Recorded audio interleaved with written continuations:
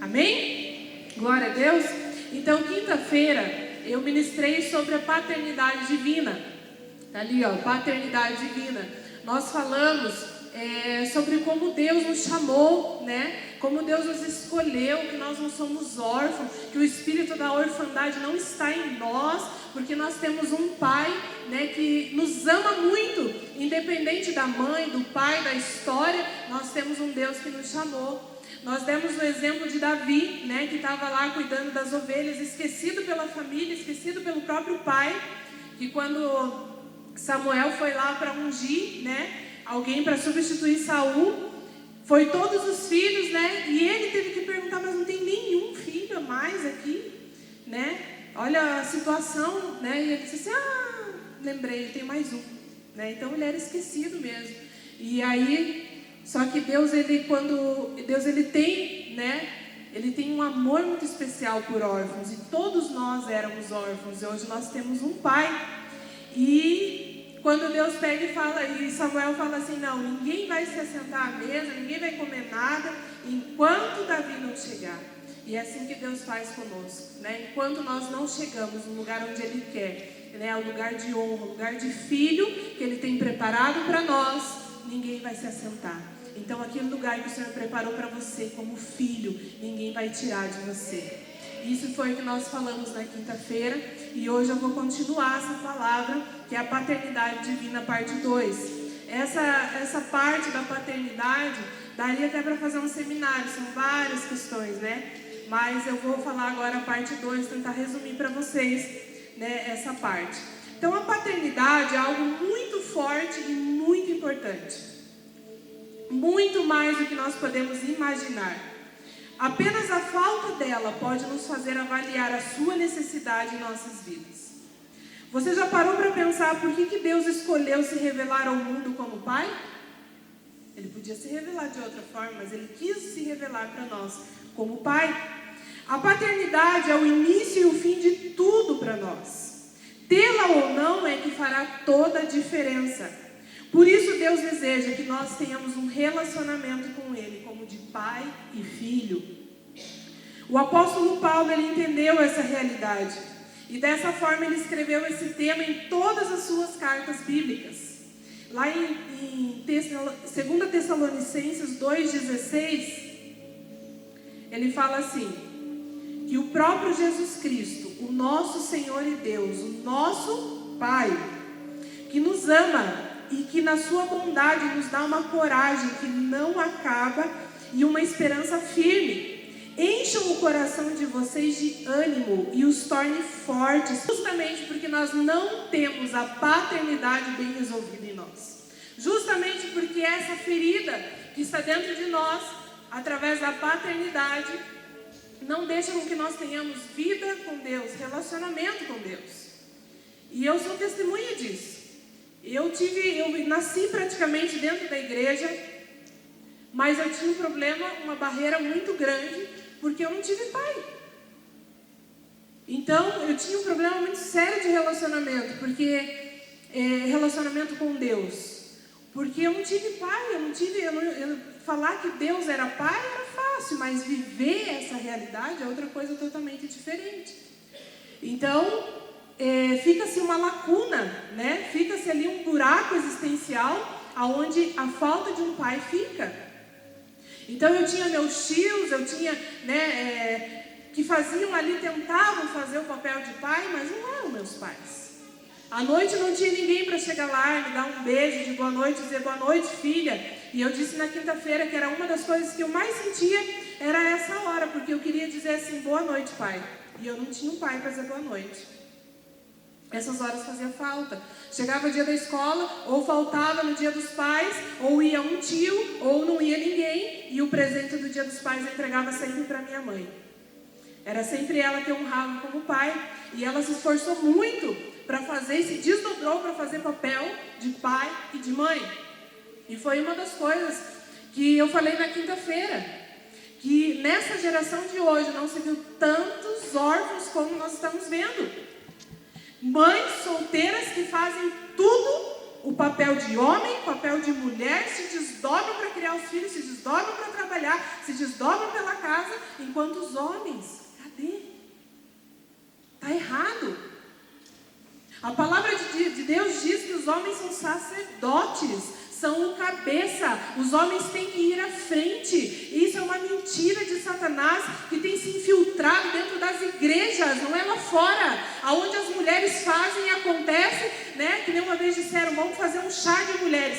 Falta convite, falta lugar. Agora você vai fazer um chá de homens, um café de homens, sobra lugar, sobra ingresso. Por quê? Porque cadê os homens? Está errado, homens. Vocês têm que se posicionar. Se vocês querem viver a palavra de Deus, vocês têm que tomar um lugar de filho, de sacerdote, tomar um lugar que você tem que estar à frente da tua casa, você tem que estar à frente da tua família, você tem que ser o provedor da tua casa, não só o provedor de dinheiro, de alimento, mas você tem que ser o provedor de oração, você tem que ser o provedor para os teus filhos, de exemplo, de tudo. Isso é o que Deus quer, isso é o que diz a palavra de Deus, não sou eu que estou dizendo. Então nós temos que viver essa realidade. E eu vou contar só um pouco do meu testemunho, porque o resto eu conto só lá no encontro com Deus, tá? Aí se quiser saber mais, você vai ter que ir lá. Então, e aí quando eu cresci, chamando de pai o pai do meu irmão. Eu tinha muito carinho por ele, tenho até hoje, ele é vivo, né? Mas ele também foi ausente, ele também não conviveu muito com a gente. E aí o dia que eu decidi, eu falei, não, cheguei, chamei o Jorge e falei, Jorge, eu vou atrás do meu pai. E eu acho que até minha mãe eu tinha falado para ela também, não lembro se eu falei. Eu vou atrás dele, eu vou olhar dentro do olho dele e vou dizer, por que você não me quis? Eu só quero olhar dentro do olho dele e saber o porquê que você me abandonou. E também quero olhar dentro do olho dele e dizer que eu perdoo ele. Só que não deu tempo. Quando eu decidi isso, a gente recebeu uma ligação. E graças a Deus, aquele dia minha mãe estava em casa, dizendo que ele tinha morrido. E se eu queria ir no velório. Então, eu fui lá conhecer o meu pai, no velório, no caixão. Pensa no trauma, né, que fica na pessoa. E aí, quando eu chego lá, as pessoas, né, vêm e falam assim para mim, tudo que teu pai queria era amar você. Teu pai te amava, mas ele tinha vergonha, porque ele era bêbado, ele era alcoólatra, e ele tinha vergonha de chegar perto de você. E aí eu disse, mas tudo que eu queria dele era amor. Eu não queria o dinheiro dele, eu não queria a posição dele, eu queria que ele me amasse. E aí fica um recado para vocês, pais, que vocês tiveram, de repente, não deu certo o primeiro casamento, deixaram filhos para trás, vão atrás dos seus filhos. Vão atrás dos seus filhos, às vezes tudo que eles querem não é o seu dinheiro. Eles querem um abraço, eles querem um pai presente, eles querem um pai que diga o que ama. Não seja omisso aos teus filhos, Deus vai cobrar isso de você. E eu saí de lá muito triste, gente, eu chorei muito, muito, muito. E por um tempo, eu trazia uma culpa dentro de mim, a dizer, não, a culpa é minha. Eu devia ter ido antes, mas não era. E aí aquilo ficou dentro de mim, e aí foi num encontro com Deus, quando eu fui no encontro com Deus, que Deus me curou dessa paternidade. Deus me chamou e me mostrou, filha, naquele dia que você sofreu isso, naquele dia à noite, quando você queria uma boa noite, eu estava lá. Naquele dia que você precisava de um pai, eu estava lá. Naquele dia que você chorou, eu estava lá, porque eu sou o teu pai. E aquilo para mim foi curador.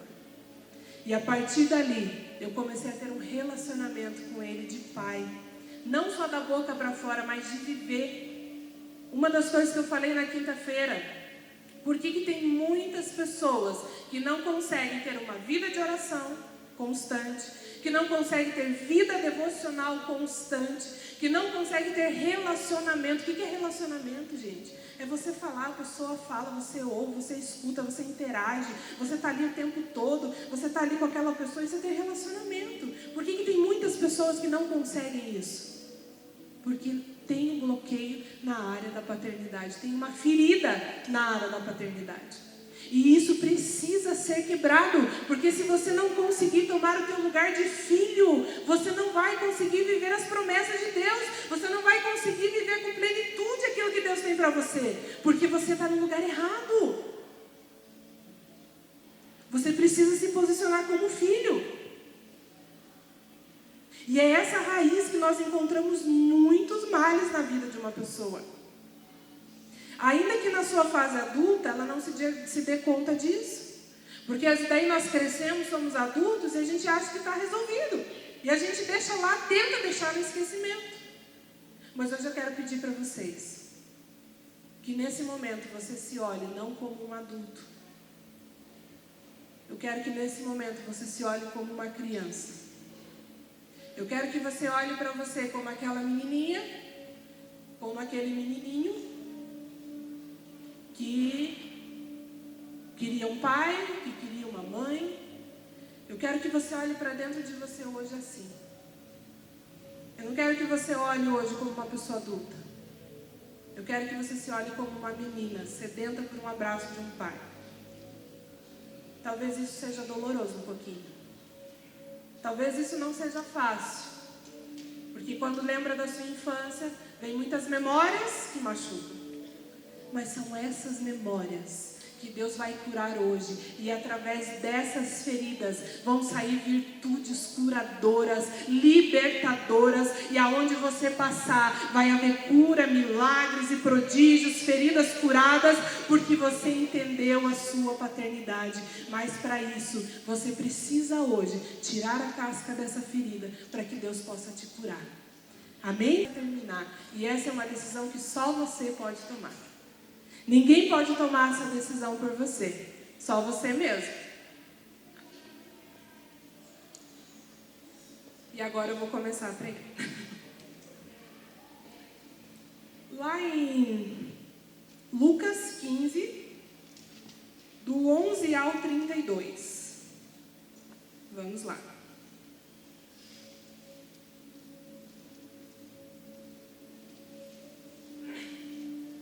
Jesus continuou. Um homem tinha 2 filhos. O mais novo disse a seu pai: Pai, quero a minha parte da herança. Assim ele repartiu a sua propriedade entre eles. Não muito tempo depois, o mais novo reuniu tudo o que tinha e foi para uma região distante. E lá desperdiçou os seus bens vivendo irresponsavelmente. Depois de ter gasto tudo, houve uma grande fome em toda aquela região. E ele começou a passar necessidade. Por isso foi empregar-se com um dos cidadãos daquela região, que o mandou para o campo a fim de cuidar dos porcos.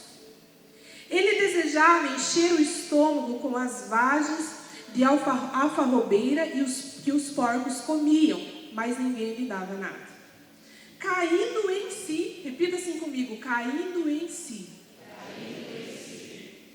disse: quantos empregados do meu pai têm comida de sobra e eu aqui morrendo de fome?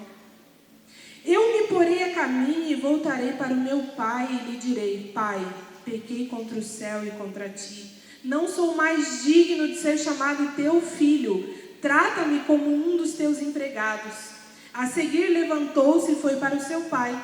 Estando ainda longe, seu pai o viu, cheio de compaixão, correu para o seu filho e o abraçou e o beijou.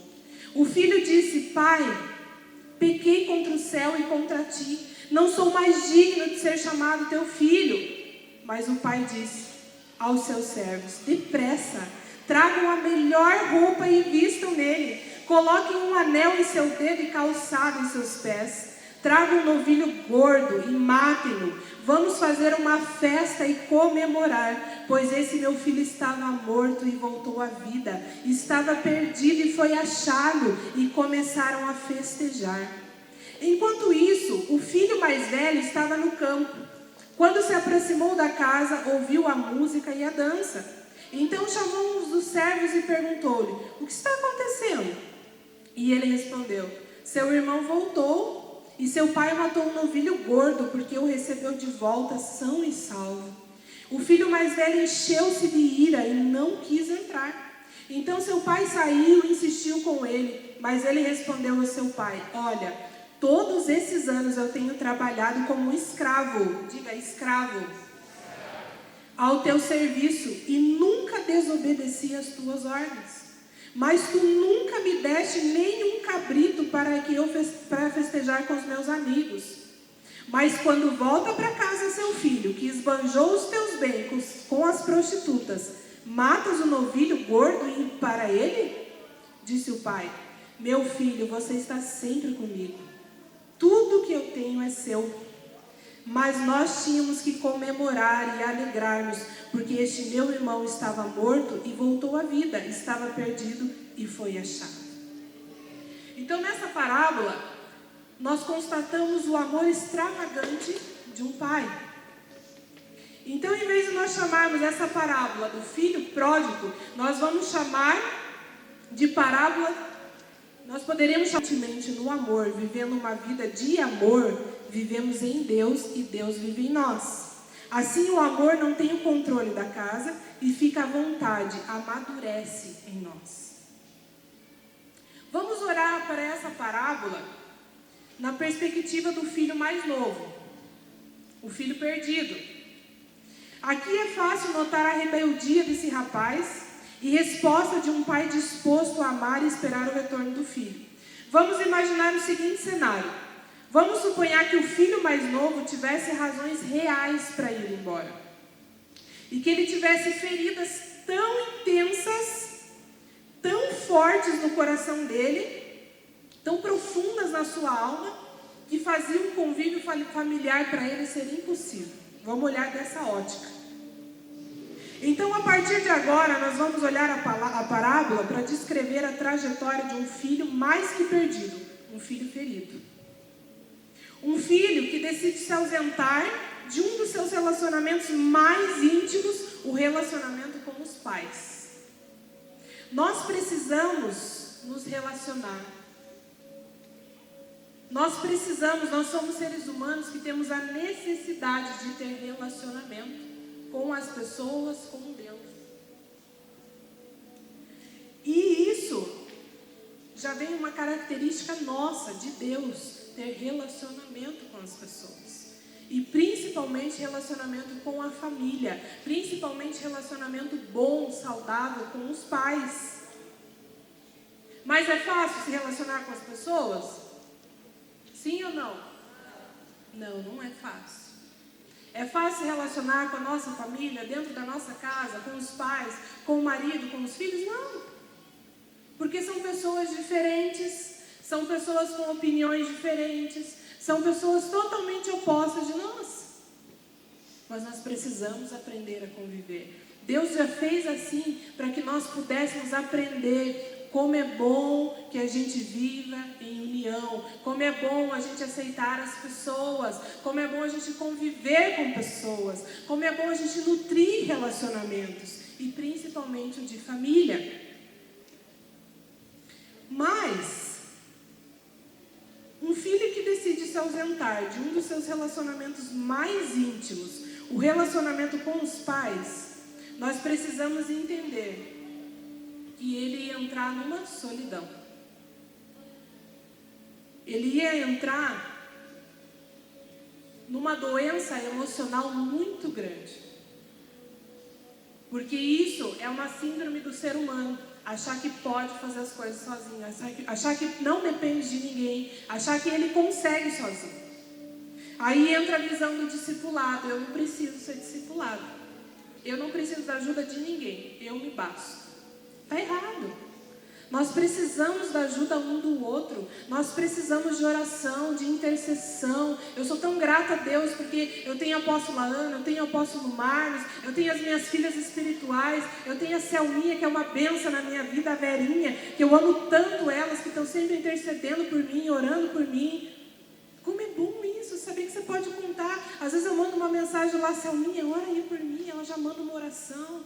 Às vezes eu chego aqui, a velhinha, ai, estou com saudade de você, orei na madrugada por você. Como é bom isso. A gente se sente amado por Deus assim, através das pessoas. Às vezes você está aí se sentindo não amado, se sentindo triste, se sentindo angustiado, porque você não quer conviver com pessoas. Porque você acha que sozinho você se basta. E sozinho você não consegue. Nós precisamos um do outro. E se a visão da nossa igreja, que é uma visão maravilhosa, que é de discipulado, que é de cuidado, que é andar lado a lado, há muita dificuldade para viver essa visão, porque pessoas estão mal resolvidas na paternidade. E como nós precisamos de cura nessa área.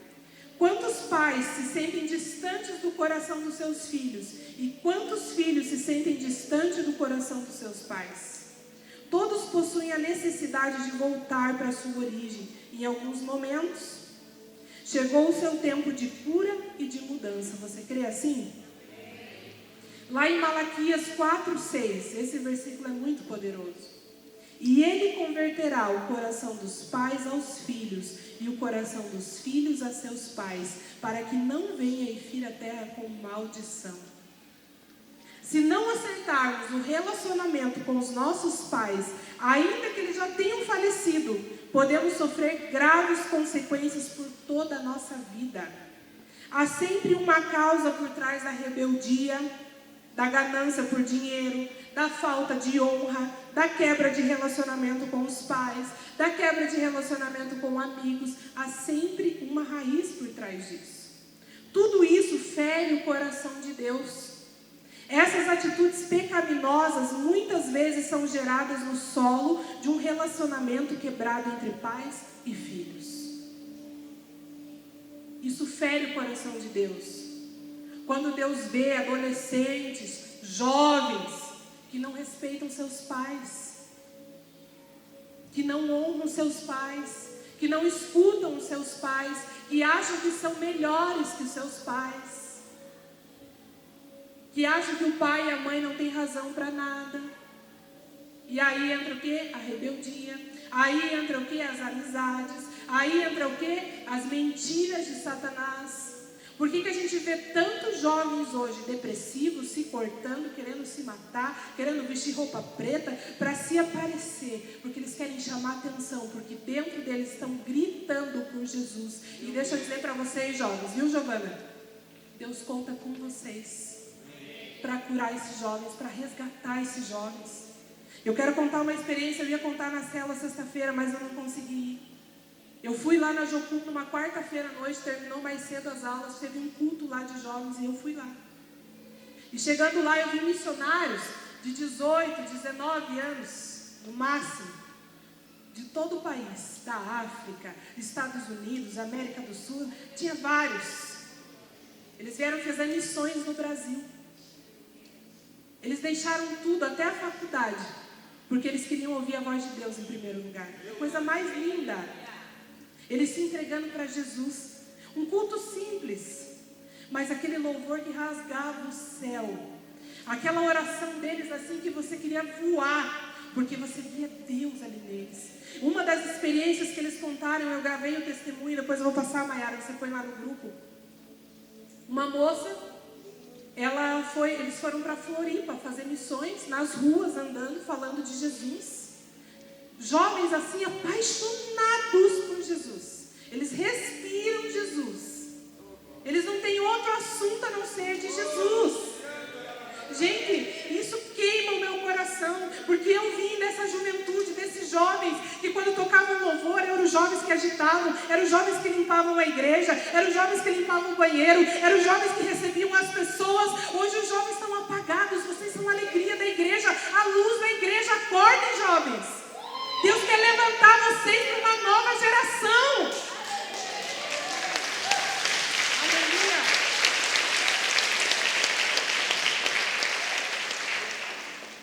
E ela contou uma experiência que eles foram orar e aí Deus disse assim, e ela viu um senhor com a perna enfaixada e ela disse, eu vou orar por esse senhor e Deus vai curar ele. Porque elas creem assim. E aí eles foram orar, e quando eles começaram a orar por aquele senhor, ele começou a chorar. E eles não estavam entendendo, porque eles estavam orando por cura e o homem estava ali chorando. E aí eles o homem começou a falar para eles, olha, Eu vim aqui para minha casa pegar uma arma porque eu ia matar uma família inteirinha porque eles bateram no meu carro. E se não fosse a oração de vocês, que Jesus acabou de falar comigo, eu ia matar toda essa família e depois ia me matar. E através da vida desses jovens, salvou não só aquele homem, a família daquele homem, mas aquela outra família que ele também ia matar. Olha o poder que vocês têm nas mãos. Vocês não têm que se preocupar com nada, a não ser servir a Deus. Então aproveitem, usufruam disso. Não aceitem mais essas mentiras de Satanás sobre a vida de vocês, que vocês não podem, que vocês são limitados, que vocês têm que dormir o dia inteiro, que vocês não precisam ter responsabilidade com as coisas de Deus. É mentira!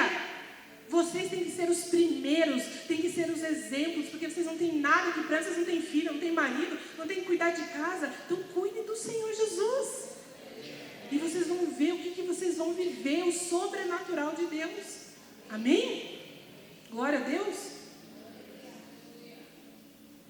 E aqui que vem muitas dúvidas em relação ao amor de Deus. A narrativa de Lucas conta que o filho mais novo pede a sua parte da herança e depois de um tempo ele vai embora. Isso é interessante, pois exatamente assim que acontece com muitos filhos. Primeiro acontece a separação emocional, depois a física. Não adianta nós sermos servos dentro da igreja. Nós precisamos ser filhos. Não adianta você vir aqui tocar no louvor. Não adianta você vir aqui trabalhar no encontro com Deus. Não adianta você vir aqui ser o primeiro a chegar no culto. Não adianta você ficar lá na porta e dizer bom dia para todo mundo. Não adianta você vir aqui ser pastor, sentar ali porque você tem um cargo. Deus quer você como filho. Você tem que tomar o teu lugar de filho. É como aquele filho que falou assim: pai, mas eu estou aqui todo dia como escravo. Ele falou tudo como escravo. E aí o que o pai disse para ele? Tudo que eu tenho é teu. Esse filho estava perdido e voltou. Você tem que se alegrar comigo. E é assim que Deus diz para mim e para você. Deus não quer servos, Deus não quer escravos. Deus quer você como filho. No lugar de filho, todas as bênçãos estão disponíveis para você. Todas as promessas estão disponíveis para você. O ouro e a prata disponível para você. O amor de pai está disponível para você. Mas você tem que querer viver como filho e não como escravo. E às vezes nós estamos dentro da igreja servindo, mas não estamos em casa. Nos afastamos de Deus primeiro e depois nós o deixamos. Por isso que muitas pessoas desistem. Uma vez na madrugada eu comecei a orar e comecei a chorar e falei: Deus, me mostra, Senhor. Por que pessoas que de repente estão ali com todo o gás fazendo a obra, Senhor, e depois eles te largam, te abandonam assim do nada? Eu preciso entender, Senhor. E aí Deus me disse exatamente isso. Pessoas que não têm relacionamento.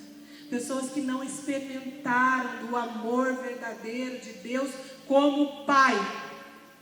Por isso que elas vão embora. Porque no coração elas já deixaram Deus, depois elas saem da igreja. Simples assim. A palavra de Deus é clara sobre como devemos agir dentro do precioso relacionamento. Tem que fazer para que esse relacionamento seja equilibrado, frutífero e duradouro. Querido, é fácil servir a Deus?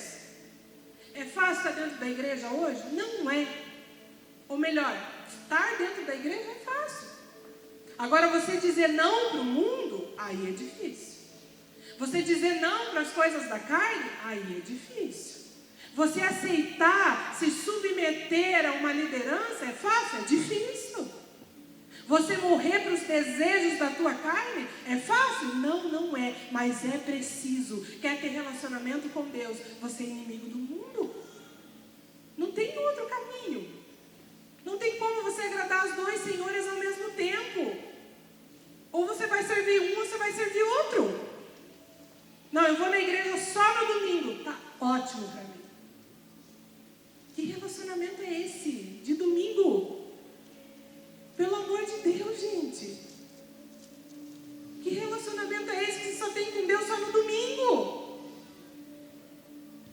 Não vai na célula, não vai discipulado, não vai na quinta-feira. Ai, estou cansada. cansado, trabalho demais. Deus entende, né? Poxa vida. Célula? Pra quê? Tem que ficar levando lanche, levando alimento. Discipulado, tem que ir lá e abrir meu coração, contar tudo para a pessoa. E você está se privando de viver o melhor de Deus para a tua vida. Você está se privando de se colocar no lugar de filho.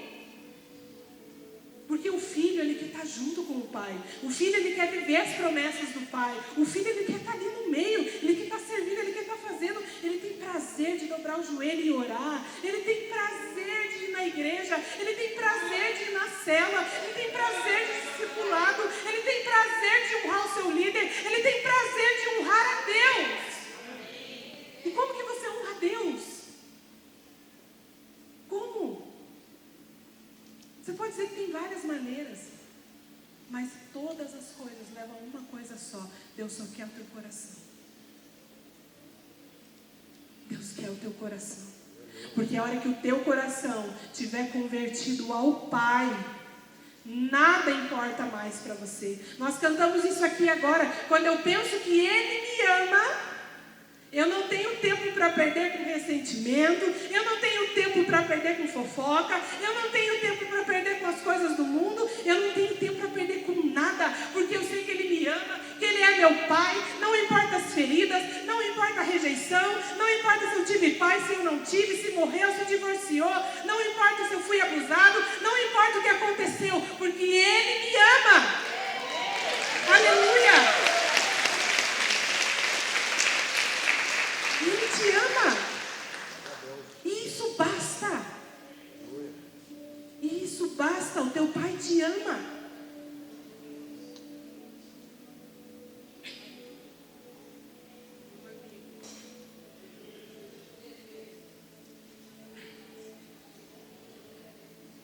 Então o que Deus está falando aqui para nós?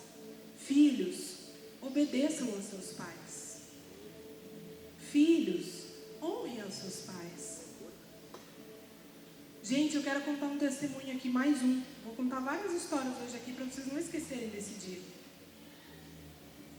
Eu cheguei numa fase na minha vida que eu consegui romper várias áreas que muitos da minha família não conseguiram. E por causa disso, inconscientemente, eu acabei me achando melhor que a minha mãe. Tá minha mãe ali, ó. E aí eu lembro que quando Deus falou para mim, você vai fazer o caminho de volta, você vai pedir perdão para ela, porque se você está vivo... E Deus começou a me mostrar como Ele olhava para ela. Olha tudo que ela passou. Sozinha, criando 2 filhos, trabalhando de doméstica, pagando aluguel.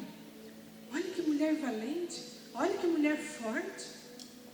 Uma infância sofrida, sem pai também. Uma mãe que tinha problemas psicológicos, mas mesmo assim ela perseverou.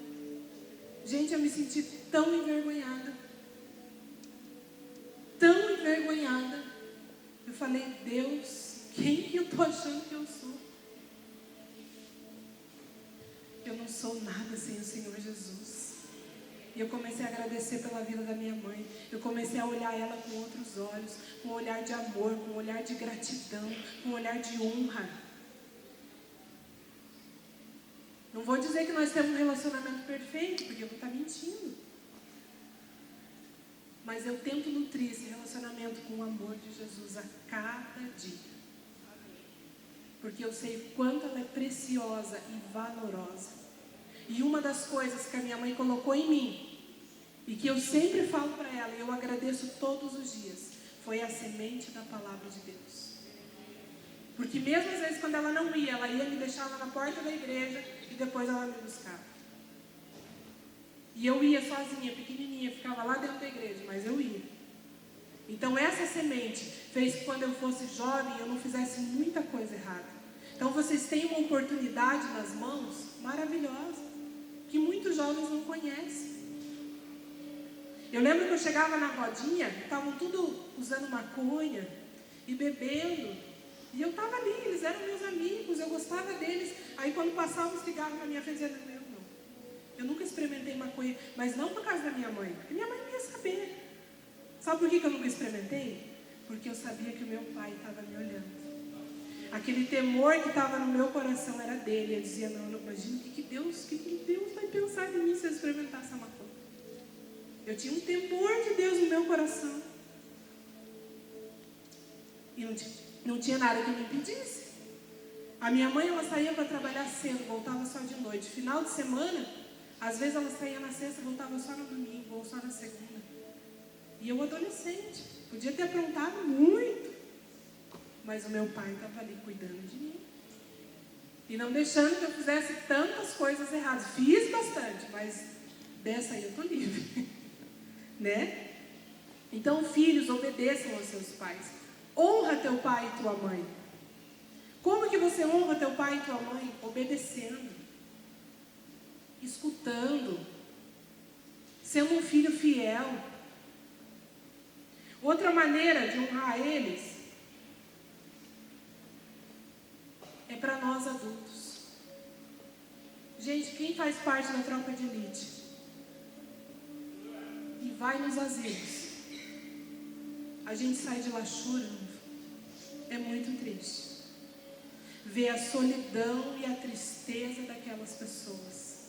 Os filhos não são capazes de ir lá visitar os pais. Jogam os pais lá, pagam lá para um mês lá a quantia que eles cobram, mas eles não têm amor. É muito triste ver um pai que cuida do filho, que está ali honrando o filho, e aí chegar na velhice, abandona os pais. Honre teus pais. Porque quando ele diz assim, honre teus pais só se eles forem bons com você, honre teu pai só se ele for o melhor pai do mundo. Está escrito assim?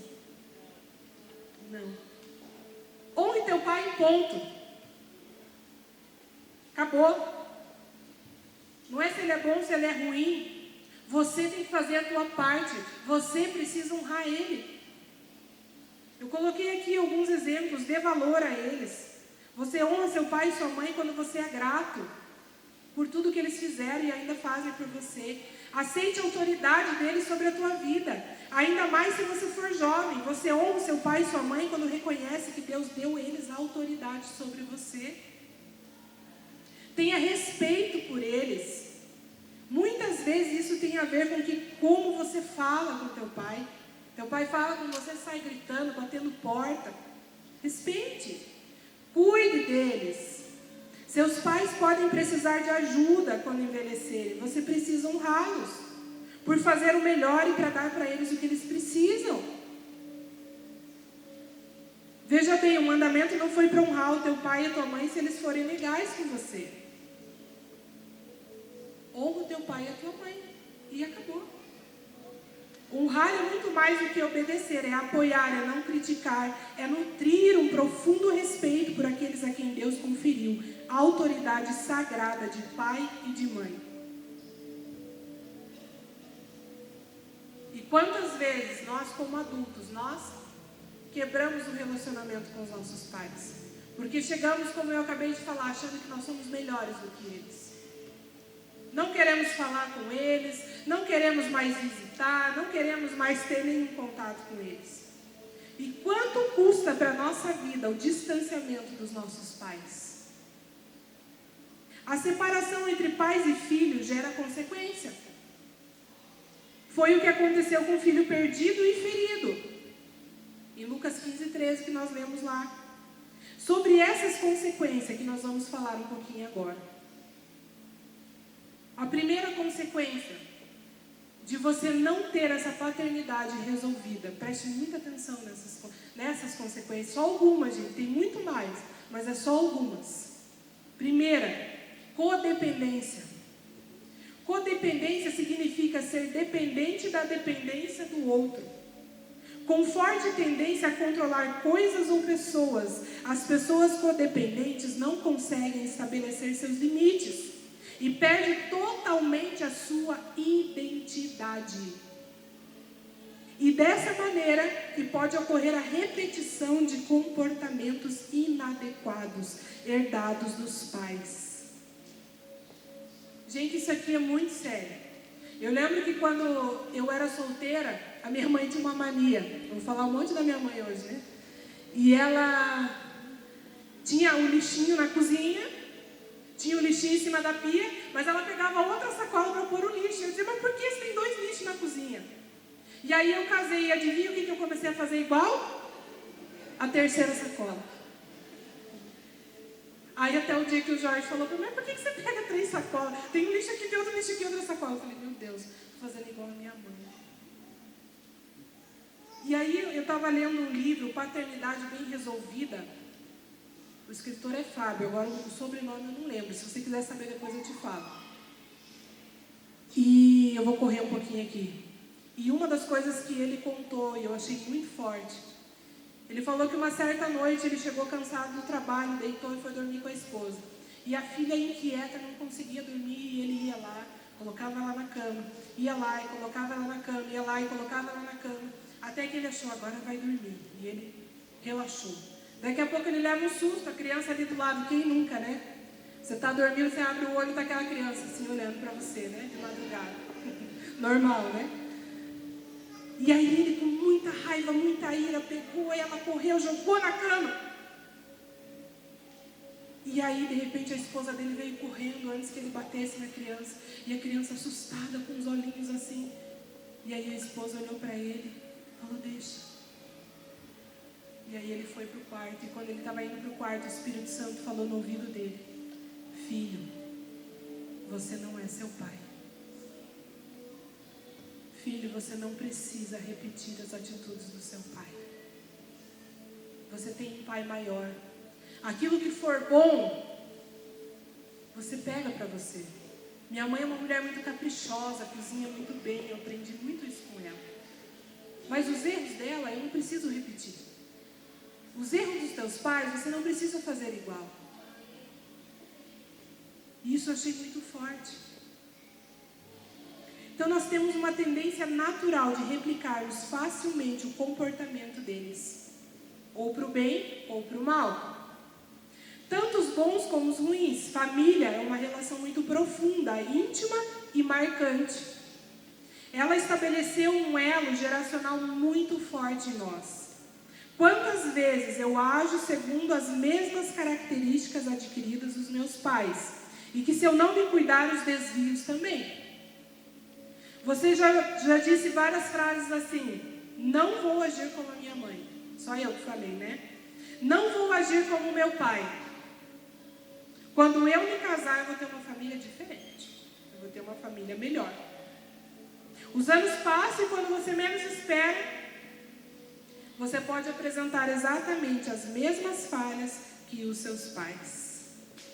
Lá em 1 Pedro 5,8 fala assim, sede sóbrios, vigiai, porque o diabo, vosso adversário, anda em derredor, bramando como leão, buscando a quem possa tragar. Ou seja, como se não bastasse, nós temos as pressões emocionais que fazem contra nós. O inimigo busca no nosso meio, uma porta de entrada para as nossas fragilidades emocionais, para ampliar em nós o sofrimento e nos condenar a atos destrutivos. Guarde o seu coração. Você precisa romper com tudo que não vem do Senhor na sua geração. Você pode quebrar isso na sua geração. Você tem esse poder nas suas mãos. Você tem esse poder de quebrar isso em você. Na tua geração não vai ser igual. Você não vai ser igual, né? Porque a gente vê assim, pai se divorciou, vô se divorciou, o filho se divorcia, o neto se divorcia. É uma geração de divórcio. Ou então do aborto. O pai abortou, o filho abortou e assim vai consequentemente.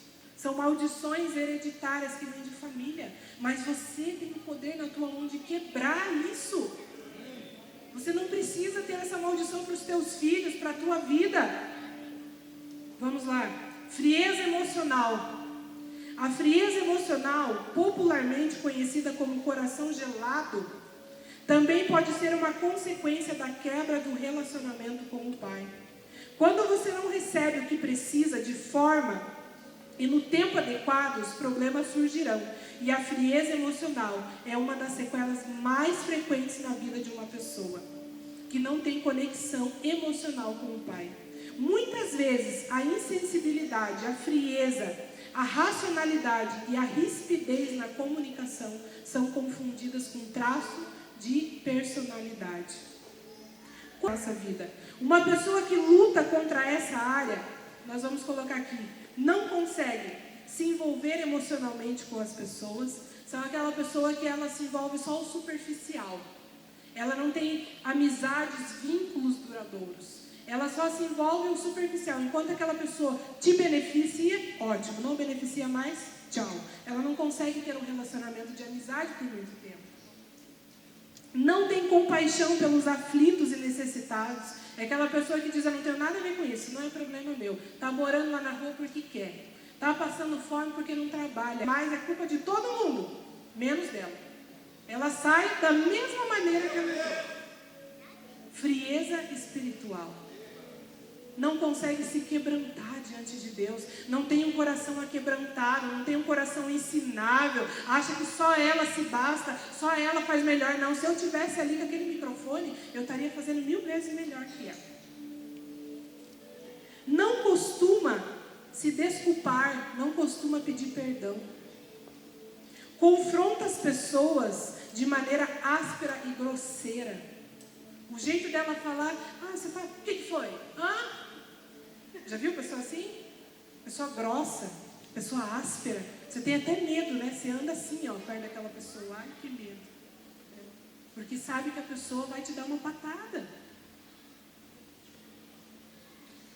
Porque, na verdade, gente, eu quero que vocês entendam que isso aqui não é uma acusação. Isso é algo para trazer luz, para que a gente possa ser curado. Porque nós precisamos identificar onde nós precisamos de cura. Se a gente não identificar em nós isso, a gente vai achar que está tudo bem e os dias vão passando. Amém? Persegue aqueles que são contrários a ela, ou seja, ninguém pode dar uma opinião contrária. Se chegar para a pessoa e dizer, está errado, fulano. Que? Eu estou errado? Ele é errado é você não sabe da minha vida. Não é assim? Não, eu não sou errado, não. Você confronta a pessoa na hora, ela vira um porco espinho, soltando um monte de espinho.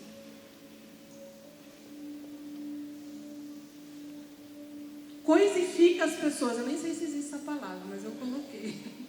Coisifica as pessoas, transformando-as em objeto para alcançar suas conquistas. Usam as pessoas como se elas fossem descartáveis. Passam por cima das pessoas como se elas não tivessem sentimentos, como se elas não tivessem problemas, como se elas não tivessem dificuldades, não se importa com nada, usa a pessoa como escada, coloca a pessoa, sobe, coloca outra pessoa, sobe, e vai jogando fora, descartando. Não investe em relacionamentos duradouros. Relacionamento para ela é coisa que não importa. Se você se identifica com alguma dessas características, eu tenho uma palavra para você de Deus hoje. Existe esperança. Lá em Ezequiel 36, 26 diz assim: e dar-se-vos-ei um coração novo, e porei dentro de vós um espírito novo, e tirarei da vossa carne o coração de pedra, e vos darei um coração de carne. Essa é a promessa de Deus para nós. Ou seja, se você se identifica dessa forma, você não precisa ficar desse jeito. Deus quer te dar um novo coração. Deus quer fazer tudo novo na tua vida. É só você se abrir para Ele. Outra característica bem rapidinho. Medo. Confiança é tudo na vida. A confiança é algo que pode determinar o fracasso ou o sucesso de alguém. E como aprendemos sobre segurança com os nossos pais? É o pai que tem que dar segurança. O pai traz direção, limite, proteção. E esse é o peso da influência do pai na nossa formação. Trazendo as seguintes afirmações: você tem valor, você pode realizar. Quando essa afirmação entra no nosso coração, o medo não encontra espaço. E a pessoa encara a vida com confiança e firmeza. Não é aquela pessoa mole, aquela pessoa fraca, que qualquer ventinho desiste, qualquer ventinho sai da igreja, qualquer ventinho desiste de tudo. Não, é uma pessoa firme. Poxa, meu pai está comigo, eu tenho confiança, eu vou vencer, eu consigo, eu posso, eu tenho valor, ele me ama, eu vou para frente, vai vir as lutas, vai vir as dificuldades, eu vou chorar, eu vou me prostrar, mas eu vou me levantar e vou vencer. Amém? O que vem por trás do medo? A incapacidade de decidir, falta de criatividade, baixa autoestima, uma vida abaixo do seu potencial. Ou seja, a pessoa não consegue enxergar o tanto de potencial que há dentro dela mesma. Ela vive sempre abaixo do que ela mesma pode fazer. Foi o que eu falei quinta-feira. Pessoas com tanto potencial, pessoas que têm tudo para vencer na vida, mas elas não saem do lugar, porque elas não conseguem enxergar e se colocar no lugar de filhos. No livro de João diz que o ladrão, Satanás, vem para matar, roubar e destruir. O que isso significa? Ele quer encher a nossa vida de medo, roubar os nossos sonhos, destruir os nossos valores e matar o nosso chamado. Lá em 2 Timóteo 1,7 fala assim: porque Deus não nos deu espírito de temor, mas de fortaleza, de amor e moderação. Ou seja, você é forte, você consegue. Tem mais outros dois aqui, mas acho que não vai dar tempo de falar. Eu vou já pular para o final. Vai ficar para uma próxima. Então, quando nós voltamos lá para o filho pródigo, quando ele está lá no meio dos porcos, e ele fala assim: poxa vida, lá com meu pai até os empregados têm mais comida e eu aqui não consigo nem comer a comida dos porcos. Aí o que ele decide fazer? Eu vou voltar. O que o voltar representa para nós? Fazer um caminho de volta, arrependimento, quebrantamento, conserto, converter o coração aos seus pais, converter o seu coração a Deus, para que o coração do pai se converta ao seu. É isso que é o arrependimento. E eu quero perguntar: como está o seu coração em relação ao seu pai hoje? Como está o seu coração em relação à sua mãe? E como está o seu coração em relação a Deus, o seu pai? Um dos maiores inimigos da humanidade é o orgulho. Muitos estão com seus corações feridos, ruminando dentro de si uma revolta interior. Não conseguem romper, ter esse quebrantamento por causa do orgulho. Acha que é autossuficiente, mas para que haja o arrependimento, para que haja o quebrantamento, hoje você tem que deixar todo o orgulho de lado. Hoje você tem que deixar tudo de lado. Você tem que focar e olhar para Jesus e dizer: Jesus, eu quero voltar. Como aquele filho pródigo. A hora que ele estava voltando e ele ia ensaiando na cabeça dele assim: ó, quando eu chegar lá, eu vou dizer para o meu pai que eu quero ser um servo, que eu quero trabalhar, porque daí pelo menos eu vou ter comida, vou ter uma cama, eu não preciso mais ter lugar de filho. Aí ele se surpreende com um amor extraordinário, extravagante e imenso de Deus sobre a vida dele. Porque quando ele vai chegando, o que o pai fala? Corre, vamos vestir a melhor roupa, vamos fazer o melhor banquete para o meu filho, eu vou calçar os pés dele, vou pôr um anel no seu dedo. Ele é recebido como um rei, ele é recebido como filho. E é isso que Deus quer para mim e para você nessa noite, te receber como filho. Não importa se você estava na lama, comendo comida de porco, se você pediu tudo que você tinha, você deixou tudo e foi lá e gastou, deu uma volta no mundo, voltou, ou se você está dentro da igreja, como aquele filho que ficou sendo escravo, sendo servo, e você não está como filho, hoje Deus está dizendo para você: volta, faz o caminho de volta, se arrepende, se aquebranta, coloca diante de Deus, libera perdão para os teus pais, libera perdão para os teus líderes e caminha. E volta para casa. Vamos ter um relacionamento de pai e de filho. O coração de Deus clama por isso. Relacionamento de pai e de filho. É isso que Ele quer ter com você. Se coloque de pé. Vejam como é grande o amor que o Pai nos concedeu. Sermos chamados filhos de Deus. E que de fato somos. Por isso o mundo não nos conhece. Porque não os conheceu. O amor do Pai, o amor de Deus é imensurável sobre a tua vida. O que Ele está dizendo para mim e para você, quando a gente conta todas as histórias, quando a gente quer lembrar do nosso passado, da nossa relação com o pai, com a mãe, é algo às vezes muito dolorido, é muito difícil de lembrar. Nós falamos mais isso na quinta-feira. Mas o que Deus está dizendo para você é que, independente da sua história, Ele tem uma nova história para você. Independente do que você viveu, Ele é o teu Pai e Ele te ama. Independentemente se você tem um pai, se você tem uma mãe, Ele é o teu Pai. E você, a única coisa que você tem que fazer é aceitar esse amor. Como aquele filho pródigo que foi lá e disse: eu aceito ser filho de novo. Eu aceito o meu lugar de filho. E com certeza ele teve maturidade agora para ser filho. Porque ele já não era um filho perdido e nem ferido. Ele era um filho amado. E é isso que Deus quer para você. Amém? Deus abençoe. Aplauda o seu Jesus bem forte, mais forte que é para Ele. Amém, igreja? Glória a Deus. Vamos fazer um louvor? Vamos adorar.